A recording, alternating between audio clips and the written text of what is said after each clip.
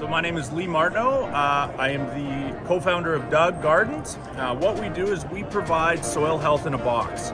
Our whole intention is to provide people with the healthiest soil they can possibly grow in. So when we came to the home show, we had a goal to talk to 100 people. We wanted to talk to 100 people and get their ideas and figure out what it is that people want.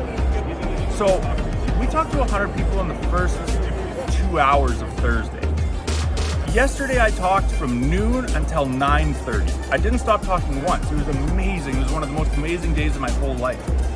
So the fact of the matter is that this is the greatest place on the planet in order to do that, because we can actually start to engage with people. And these are all the kind of people that we want to market to. It's way better than Instagram. It's way better than Google AdWords, because you're talking to actual human beings as opposed to a computer. And that, to me, is what is the biggest impact. I think you can really change the hearts and minds of people by actually talking and being passionate, whereas a Google ad, everyone sees them every day. So they're important, yes, but I think this is the way to do it. I think this is the future of marketing.